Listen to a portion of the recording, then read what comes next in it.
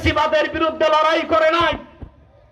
মাদ্রাসা, কওমি মাদ্রাসার ছাত্ররা রক্ত দিয়েছে, আলিয়া মাদ্রাসার ছাত্র রক্ত দিয়েছে, হেফাজতের সন্তানরা, জামাতের সন্তানরা, বিএনপির সন্তানরা, সকল দলমতের মানুষ রক্ত দিয়েছে। এমন একটি বাংলাদেশ চাই যে দেশে মুসলমানদের অধিকার সংরক্ষিত হবে। আগে সরকার ভাগাইছেন কেন?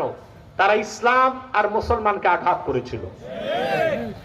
এখনো যদি আপনারা সংস্কারের নামে আবার কোরআন সুন্নাহ বিরোধী আইন করতে চান, ক্ষমতায় থাকতে পারবেন না। কোরআন সুন্নাহ বিরোধী কোন আইন বাংলাদেশে চলবে না।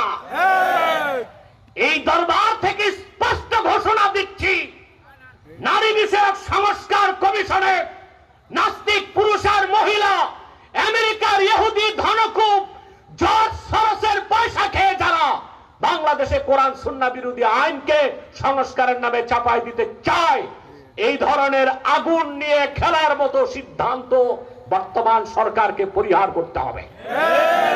এবং আমার মনে হয় এই কমিশনে ভারতের রয়ের দালালরা আছে, এরকম পরিস্থিতি সৃষ্টি করবে যেন সরকার বেকায়দায় পড়ে। বর্তমান সরকারকে আমরা অনেক সুপারিশ করেছি, তারা গ্রহণ করছে। আমি বলেছিলাম সেভেন সিস্টারকে আলাদা করো, আপনারা দেখেছেন সরকার সিদ্ধান্ত নিয়েছে। আমি মমতা ব্যানার্জির বিরুদ্ধে বলেছিলাম ভারতের পররাষ্ট্রমন্ত্রীকে তলব করে ক্ষমা চাইতে হবে, পরের দিন সরকার ডেকে ক্ষমার ব্যবস্থা করেছে।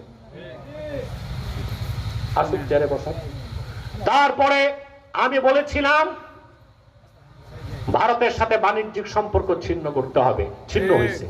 আলহামদুলিল্লাহ বলেন, হয়েছে না? তারা এই দেশের মুসলমান তাদেরকে সমর্থন করেছে কেন? দুইটা কারণ। কয়টা কারণে? তার এক নাম্বার কারণ হচ্ছে বর্তমান সরকার ভারতীয় আধিপত্যবাদের বিরুদ্ধে মজবুত। 16 বছর ভারত যে আধিপত্য চালু করেছিল বাংলাদেশে, অন্যায়ভাবে দেশের সমস্ত প্রতিষ্ঠানকে অকার্যকর করার চেষ্টা করেছিল। বর্তমানে যারা ক্ষমতায় আছে ভারতীয় আধিপত্যবাদের বিরুদ্ধে তারা শক্ত অবস্থান নিয়েছে।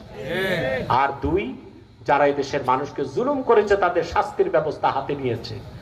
এই জন্যই কিন্তু দলমত নির্বিশেষে সবাই তাদেরকে সমর্থন করে। কিন্তু ঘাপটি মেরে থাকা সিআইএর এজেন্ট, রয়ের এজেন্ট আর ব্র্যাক বিশ্ববিদ্যালয়ের কিছু পদ ভ্রষ্ট প্রফেসর, শিক্ষক শিক্ষিকার প্ররোচনায় যদি কোরআন সুন্নাহ বিরোধী আইন বাংলাদেশে হয়, 5ই আগস্টের মতো আবার মুসলিম জনতা মাঠে নামতে বাধ্য হবে। কোরআন সুন্নাহ বিরোধী কোন আইন সংস্কারের নামে আমরা মেনে নিব না। রাজি আছেন?